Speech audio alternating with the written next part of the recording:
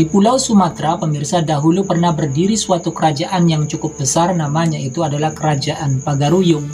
Kerajaan Pagaruyung ini merupakan kesultanan karena memang rajanya itu adalah seorang muslim. Dan pemirsa, sebelum menjadi kesultanan, kerajaan ini sebetulnya adalah pelanjut dari kerajaan Malayapura yang didirikan oleh Pangeran Jawa yang bernama Aditya Warman. Dalam bahasan kali ini, pemirsa, yang dibahas itu bukan masalah kerajaan itunya, melainkan keruntuhan daripada Kerajaan Pagaruyung. Kerajaan Pagaruyung ini, pemirsa, runtuh dimulai akibat perang saudara, di mana keruntuhannya tersebut itu dipantik oleh orang-orang Wahabi yang memaksakan kehendak kerajaan agar mengikuti pemahaman mereka. Nah, seperti apa kisah mengenai runtuhnya Kerajaan Pagaruyung itu? Demikian kisahnya.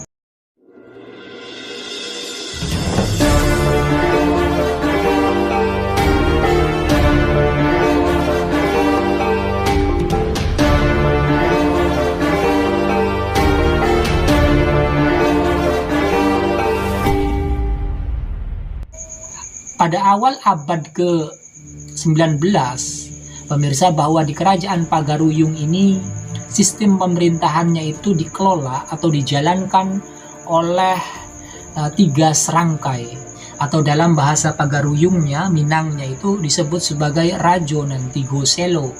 Nah, Rajo Nantigoselo ini terdiri dari 3 institusi pemerintahan gitu. Yang pertama yaitu Raja Alam. Raja Alam ini adalah para bangsawan atau para kepala pemerintah, termasuk sultan. Itu kelompok bangsawan itu disebut sebagai Raja Alam, dengan Sultan Pagaruyung yang di Pertuan Agung.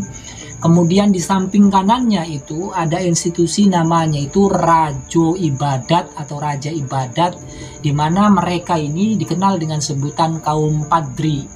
Nah, kemudian ada lagi di samping kirinya itu Raja Adat yang disebut sebagai institusi Raja Adat, di mana mereka itu dipimpin oleh seorang Raja Adat yang mengurusi dalam bidang adat.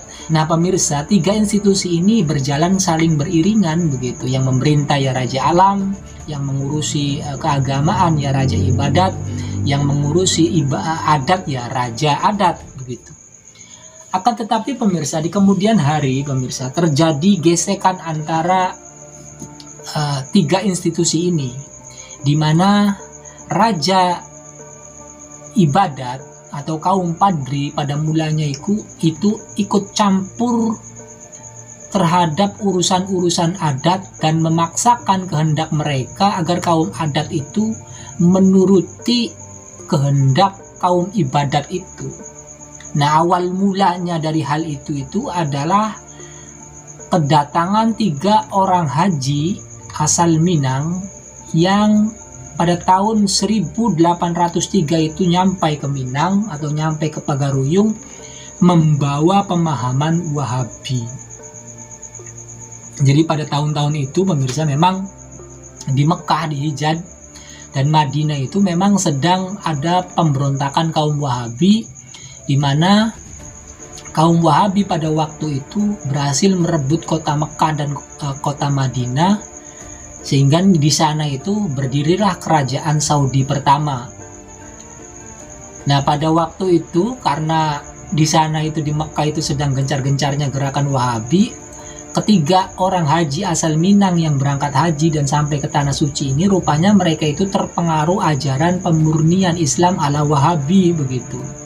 Nah, sehingga karena mereka itu terpengaruh oleh ajaran Wahabi, ketika mereka pulang ke Pagaruyung itu ingin menerapkan apa yang mereka lihat di Hijaz sana, di Mekah dan Madinah sana.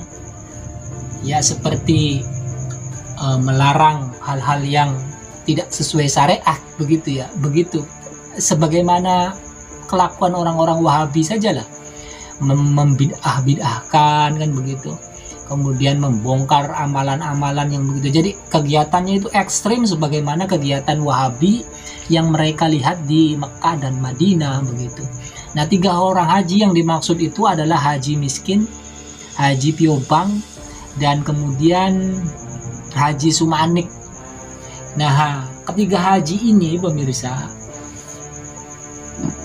itu ketika mereka sampai di negaranya, di Pagaruyung, mereka itu melihat kelakuan kaum adat yang mempertahankan waris berdasarkan wanita, kemudian masih mengamalkan adat-adat seperti sabung ayam, merokok, mengunyah sirih, dan lain sebagainya, yang menurut Haji Paibong dan konco-konconya itu sebagai perkara-perkara yang bid'ah, yang di luar agama.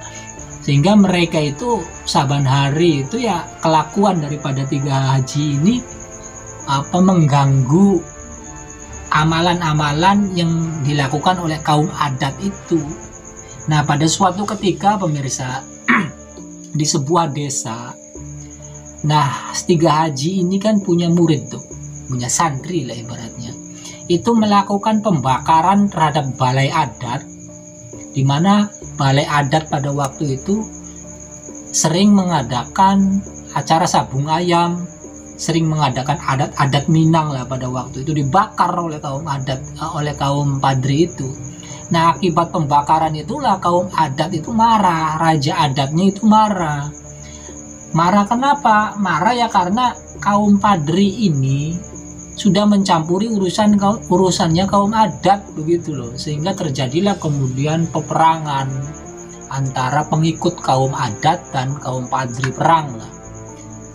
Nah, karena kalah jumlah, kaum padri ini kemudian menyingkir,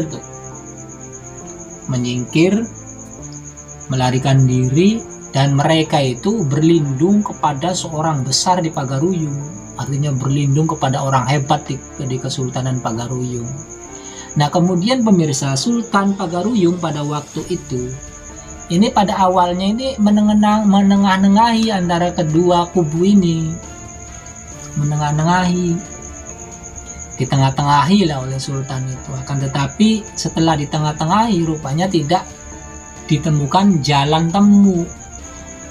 Kaum padri yang sudah pikirannya itu sudah kemasukan ajaran Wahabi itu menghendaki segala adat yang tidak sesuai dengan syariat itu harus diberantas begitu.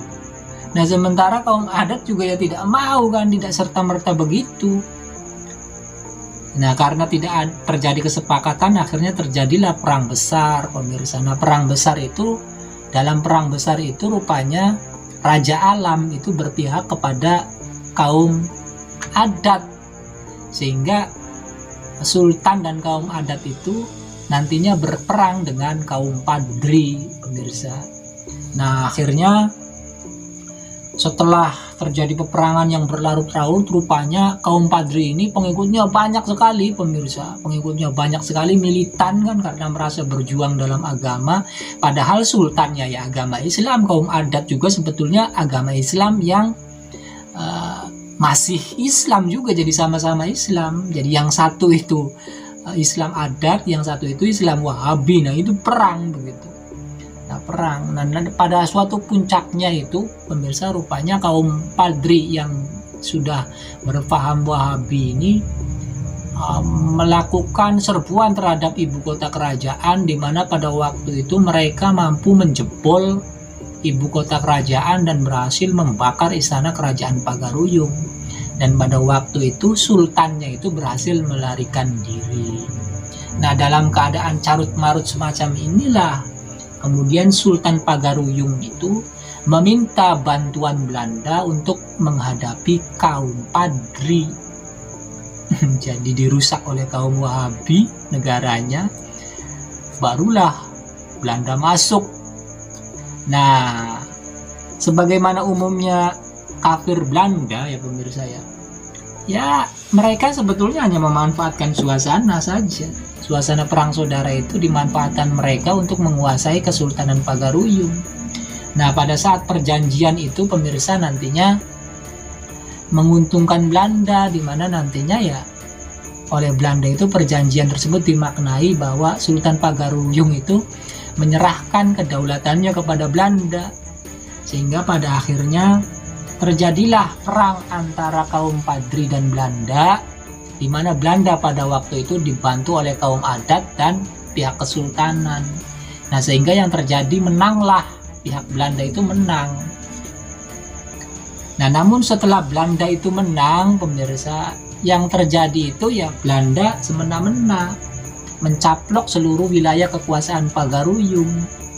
Akibat pencaplokan itulah kemudian Sultan Pagaruyung dan kaum adat juga kaum Padri itu sadar bahwa mereka itu telah perang saudara itu ya menimbulkan kerugian buat negara, sadar bahwa musuh mereka itu ya sebenarnya Belanda, bukan sesama sendiri.